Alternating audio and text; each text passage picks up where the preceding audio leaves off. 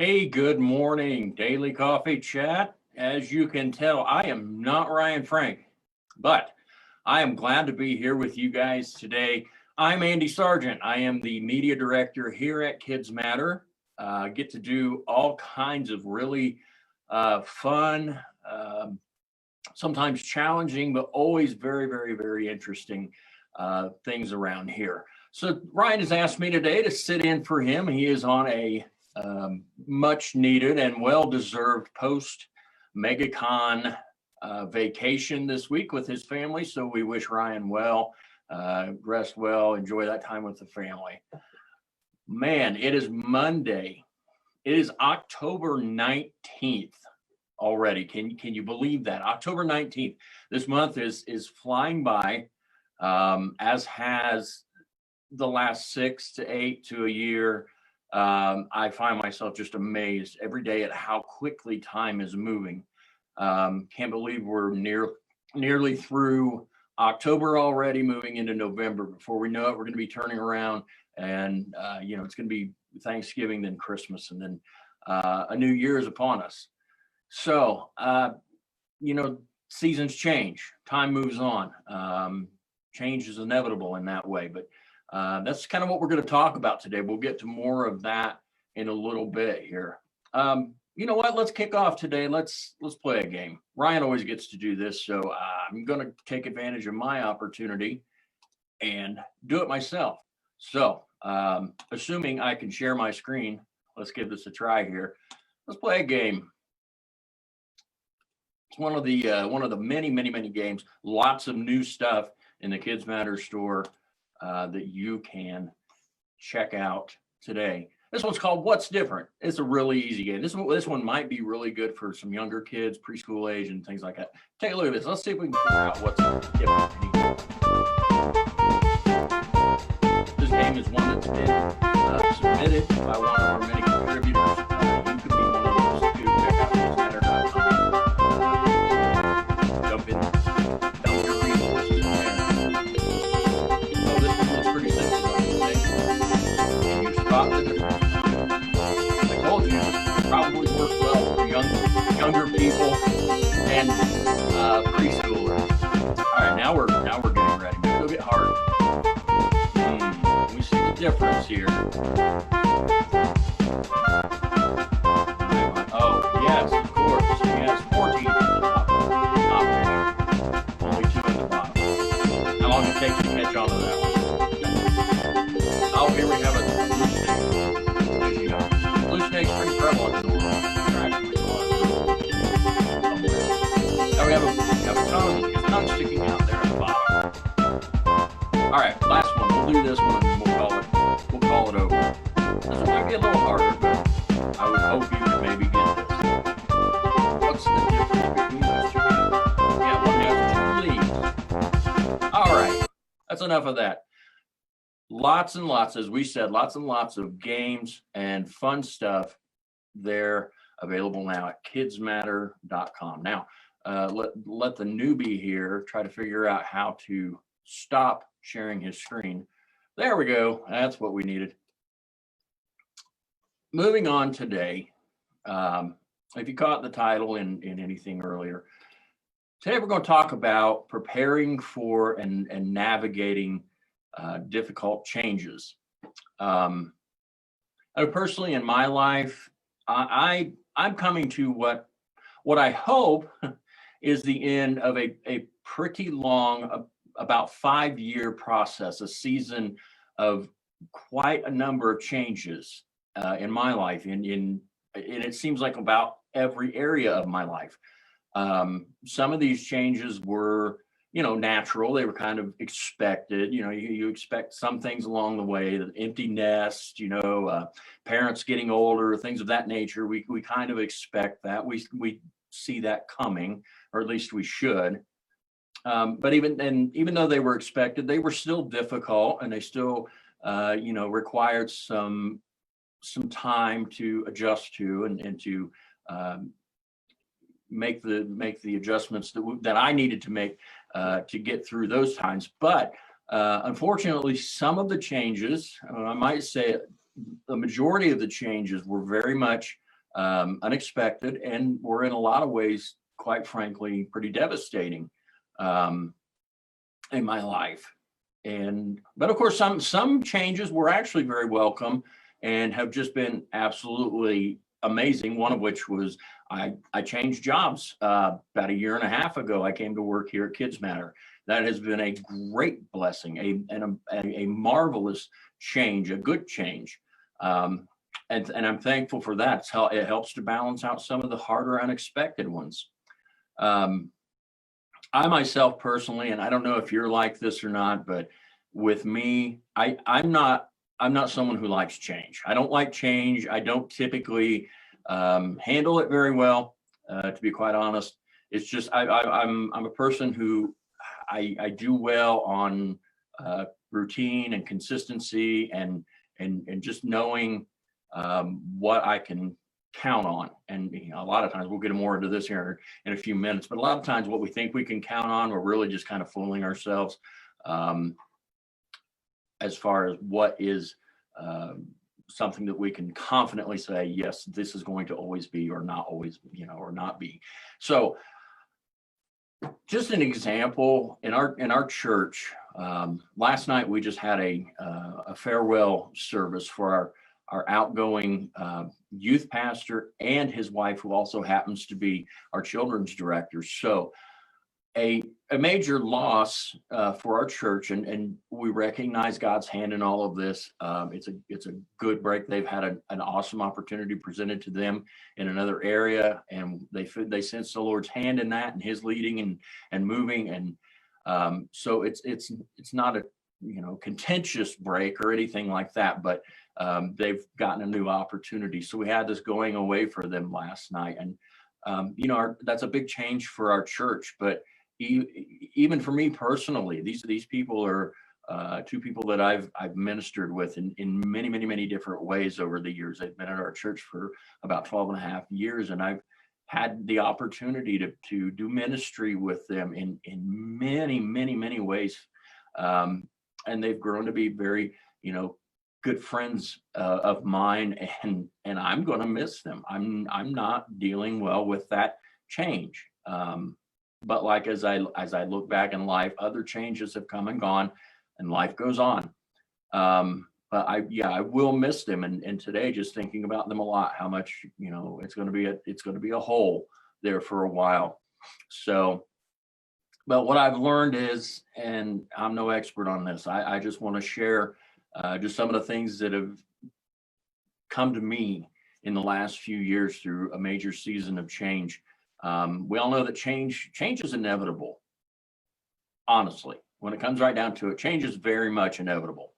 The best thing we can do is to be prepared for change, whether it's expected or unexpected.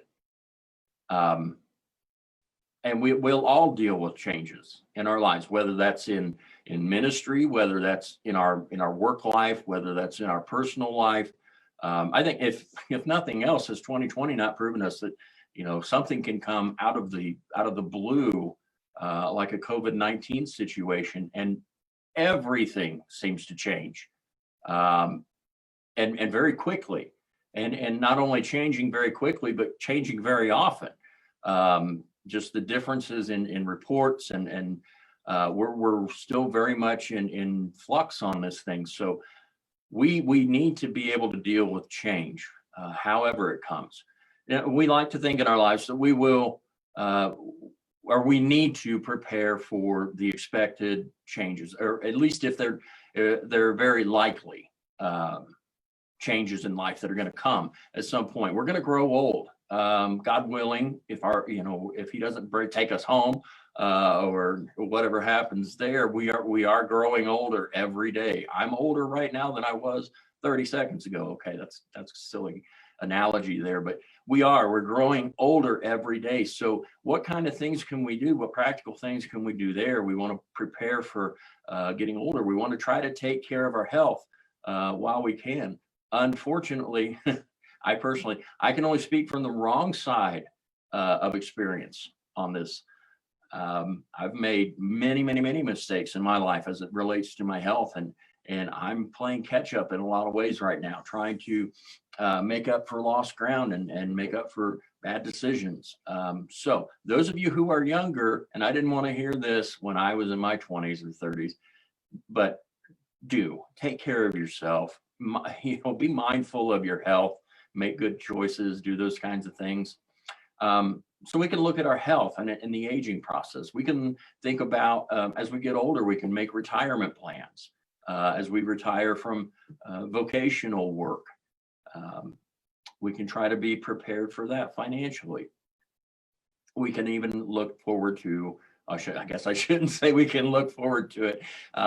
We can anticipate that someday we are going to pass out of this life. And so we can make arrangements there. And that's really, honestly, that's for the people that we leave behind to help them. That's a big help to them in a difficult situation. But I think that lends us then peace of mind and makes that aging process a little easier for us. We think about the empty nest thing, and how do we prepare ourselves from that? If you still have kids at home, you know that the day is going to come, hopefully, they're going to grow up and they're going to move out and they're going to start their own life, and they're going to, you're going to release the birds from the nest there. You've worked all this time to raise them to do that. So how can you prepare for that? I think the smart thing in that situation is, in this time that we do have with our kids at home, that we're not so absolutely laser focused on that calling as a parent, on that all those responsibilities and things as a parent. Not to say that those aren't important. Of course they are. Of course they're important. But do not emphasize those so much to the point that we forsake the marriage relationship that we have. Because guess what, folks? When all those kids are gone, it's going to be just the two of you. And if you don't know each other, if you've lost touch with each other over all of these years that your focus, both of your focuses has been on the kids, and you've both grown into different people and you've not maintained those connections over the years, that's going to make for a more difficult empty nest situation there. So mind your relationships with your spouses. Keep that a healthy thing. But what about the unexpected thing? The unexpected things that come up. You might say, if we talk about preparing for the unexpected, you say, well, how? If it's unexpected, how do we prepare for it? So I just want to share a few practical things, and also some spiritual concepts here of how we can be prepared to navigate when these unexpected, difficult changes come in our life. The first thing I'd really like to say is what we need to do is be very honest with ourselves and in our thoughts, and say,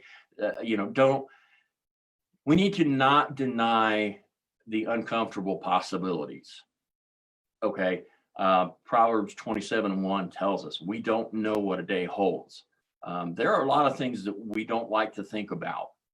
We don't like to think about loss in whatever way it is. Whether it's we don't want to think about what happens if I lose my job. What happens if I lose these possessions? What happens if I lose these relationships? What if it's difficult, isn't it? It's right. It's hard to think about, what happens if something happens to my spouse? What happens if something happens to one of my kids? But we need to be honest and accept the possibilities that aren't necessarily fun or comfortable to think about. We need to, kind of put the rose-colored glasses off to the side for a little bit and be real and be honest about this life and this world. Really what makes unexpected changes, what makes them unexpected sometimes is that we've just up to that point refused to believe that they could ever happen, that they were ever even possible. Sometimes it's not that they were necessarily unexpected, they were just not considered from the very beginning. So think about those things that aren't necessarily the easiest things to think about. Make sure you're being realistic. That's going to keep you grounded in a realistic outlook. And I'm not saying go through life every day worried, with a spirit of fear and doubt and worry and anxiety. I'm not saying to indulge in all of those things. I'm just saying, don't don't go to the other side of the spectrum and just put the rose-colored glasses on. Be real. Don't deny the uncomfortable possibilities. Secondly, I would say practically to plan ahead as best you can. If we're concerned about the possibility, if we're being real that, hey, something could happen, I could lose my job. Again, another thing that COVID-19 has shown us, that a lot of economic impact has taken place with this, and people have lost jobs. People have lost, long tenured jobs. I just spoke to, one of our beloved members in the I Love Kidman Facebook group last week, who told me that their spouse had just lost a 30-year job. And we're praying for them. But nothing is permanent. So let's think about the financial thing. If we're concerned about, the loss of job, what can we do? Well, we can be wise stewards of our money. We can build up our savings. We can look into investments and things that we can make. We can make sure that we're insured well, that our homes are insured, that our vehicles, our property is insured, our lives are insured. These are just very, very practical things that we can do to kind of help and be ready for the unexpected, a loss in income, a loss of property, a loss of life. But in that also, again, let's be careful not to presume on tomorrow. James 4 verses 13 through 16 warns us against that. Don't say, tomorrow we're going to go into this city and do such and such business and all of that, but say if the Lord wills. So let's temper that planning with the understanding that we have no guarantees. Okay, if the Lord wills, we will reach those situations. Another one, and to me personally, this is a big one. To prepare for unexpected, difficult changes in life, I would beg of you, as Paul would say in the King James, I beseech you, avoid anything that could become potential regret. And this is something that we can do every day practically in our lives to make sure that if a massive difficult change hits, that we can, this isn't something that makes it easy, but it's something that makes it easier. Regret, looking back with regret after a change has happened and there's no way to rectify that, there's no way to change that makes it so much more difficult to get through an unexpected change in our life. So we ask ourselves, what are we doing today that we would regret if unexpected, difficult change came into our life? What practices, what priorities, what are we doing in our life? What attitudes are we having? What relationships? How are our relationships? What things are we doing that we would regret if something happened? First thing I would say is make the most of your time. Don't be a time waster. Find those. Ryan talks so often about identifying the time wasters in your life. And the word teaches us to redeem the time. Redeeming the time, for the days are evil. We need to make sure that we aren't wasting time. And that's not only, in wasting time, it's not just a hindrance to our productivity, which it is. It can also be a very great hindrance to our relational growth. How much time are we spending with these? How much, and I'm preaching to myself here, how much time do we spend in this position? How much time do we spend on social media? And not just the tech stuff. Maybe we need to look at our work life. Maybe we need to take a real honest look and an approach to how much work we're putting in, how much overtime we're putting in, how much work is taking precedence in our life. Think about the things that are eating up your time, and then find the most important things and give the bulk of your time, give your time to those most important things. So make the most of that time, and don't be a time waster. The next thing I might suggest is to seek reconciliation. This is a relational thing, but I hope that none of us have gone through a situation to where, we've needed to ask for forgiveness, or we've needed to grant forgiveness, and the ability to do that was lost before we ever got that chance. That's a terrible regret to have, and a terrible regret to live with for the rest of our life. So ask for forgiveness, give forgiveness, right the wrongs, seek that reconciliation in relationships, whether that's, with your spouse, with your kids, with your parents, your family, your employer, your friends, your church people, whoever that is. Don't let those things just lay there thinking I'll get to it another day, because again, we don't know what a day holds. As my pastor says so much in relation to, keeping sin accounts short with God, I would also say keep our accounts short with others. Make sure that we're always reconciled very well to anyone else in our life. We don't want to take a chance on something unexpected and difficult coming along and being made even worse because we didn't seek the reconciliation there, which also then feeds into that regret part. Also, let me suggest this: do your best in everything. Okay, do your best in everything. Ryan's one of Ryan's favorite verses. If it's not his favorite verse, I think it may be is Colossians 3:23. Whatever you do heartily. Work at it with all of your heart as unto the Lord. And that applies very much to our work, but that applies to everything in our life. As we're working as parents, as we're working as ministry people, as we're working in our vocational jobs, in our lives and everything. Do it with all of your heart. If something happens, if the unexpected change, the difficult change comes, have the assurance that you're going to be able to look back and say, I did my best. I did my absolute best with this. Again, here we are with the regret. Don't look back with regret. I wish I would have done better.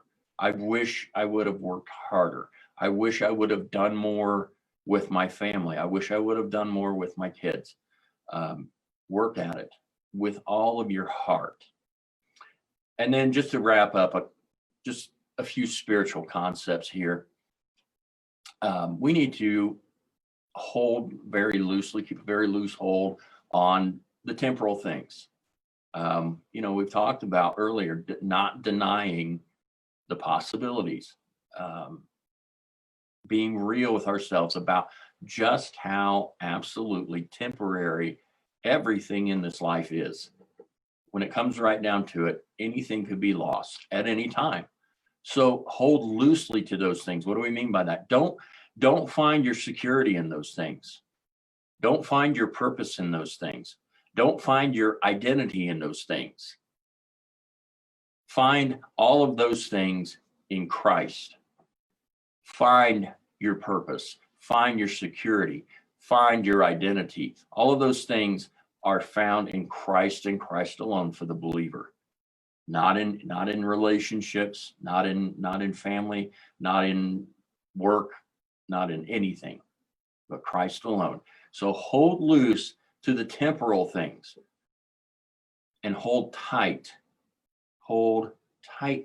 to the only immutable constant through this life and eternity.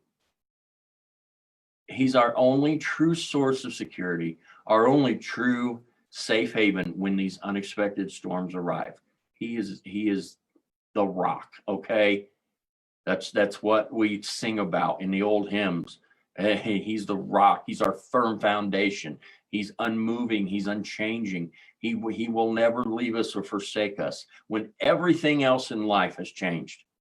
When you're in the whirlwind of change in your life, he's the eye of the storm. He's the calm center that keeps us centered in our life when everything else just seems to be spinning around us. We know, if you can picture yourself in the eye of a hurricane. Okay. Everything is just chaos all the way around you. But guess where the clearest vision is? If you look straight up. If you look straight up from the eye of the hurricane, you know what you see? You see blue sky. You see clearly. So as Peter was out on the water, he's good. He's fine as long as he's keeping his eyes fixed on Christ. As long as he's focused on him, he's fine. It's when he starts paying attention and looking around to all the storm and all the chaos around him and he begins to sink. Okay? Keep focused on the most unchanging, constant thing in our life, which is our Lord and Savior. And finally, this is one that just came to me the other day, and it's one of those that's like, oh, duh. It should have, that should go without saying. Let me say this. Don't forget heaven. Okay? We get into this never again mindset in life when we lose things, when we come into difficult changes. We get this never again mindset. Never, oh my gosh, never again am I going to have a job that I loved as much as that one that I lost. Never again am I going to have a relationship that I valued as much as that one that I lost. We get this never again mindset. And I was looking, one of our pastors and I were talking the other night by way of text about Acts chapter 20, and it talks about how Paul is getting ready to leave Ephesus there, and he's meeting with the elders at the church there in Ephesus, and he's told them, you will not see my face again after this. And they're racked with grief. They're so sad about that thought that they would not see him again. And I've kind of related that back to the situation that I mentioned earlier with losing this wonderful family and two staff members at our church. And yeah, we can slip into this never again mindset. Oh my goodness, I'm never going to get to, and I've done that a few times. I'm never going to get to minister with them. And it's ridiculous to think these people in Ephesus back in Acts chapter 20, there was no, Zoom, there was no Facebook Live, there were no FaceTime conversations or anything like that. So for me to even say I will never see these people's faces again is ridiculous. I will see their faces again. I will see them again. As a matter of fact, their new calling and their new place is going to be in Nashville, Tennessee. So I expect to see them at MegaCon 2021 next year in Nashville. So we're not where those people in Ephesus were. But think about this on a broader scale here. When you're a believer and it relates to other believers, we don't have to have we shouldn't have a never again mindset. Don't forget heaven. Someday we're going to be together for eternity. We're going to spend all of our time with those people. If it's possible in heaven, who knows? We may even be on each other's nerves after a while, and we've got to put up with each other for all eternity. Now, maybe we'll be, perfect in our minds, and we'll be able to put up with each other. So keep that eternal perspective. Keep that heavenly perspective that this earth is temporary, this life is temporary, and the things of it are all temporary. But heaven is real. Heaven is eternal. Heaven is guaranteed for the believer, and it's something to look forward to every day, and use that knowledge to keep our perspective right as it relates to this life and the changes that come. That is what I have for you today, folks. Or I guess I should say that is what the Lord has given me to share with you today. I really, really, really appreciate the opportunity to share that. And I hope that's been a blessing to you. I hope it's been something that can be useful to you today. If you are going through a season of change, I think it's safe to say that you're probably either going through changes or you haven't come to them yet. if you do happen to find yourself in a season of change, a season of difficult change, we'll be praying for you. Feel free to reach out to us here at KidzMatter. We're in the I Love Kidmin Facebook group. Share those requests, share those honest things that are going on in our lives. We love to be able to help. Speaking of I Love Kidmin, something fun today, just to wrap up. We are about, I think the last time I looked, we are about 21 people short of reaching the big 25,000 member milestone in I Love Kidmin. So we're going to have some fun today. We're going to do a little contest. If you are a member already of I Love Kidmin, what I would like for you to do to get entered into this contest is invite other people to join I Love Kidmin. Go through your friends list today. Look for some folks that aren't a member of the group yet, and you think it could be a great blessing to them in their ministry. Get those people invited. And then here's what we're going to do. If one of those people that you invite happens to be the 250,000, boy, wouldn't that be great? Happens to be the 25,000th member of I Love Kidmin, we're going to give that person a $50 gift card to the KidzMatter store. And we're also going to give you a $50 gift card to the KidzMatter store for being a part of that and helping us reach that big milestone.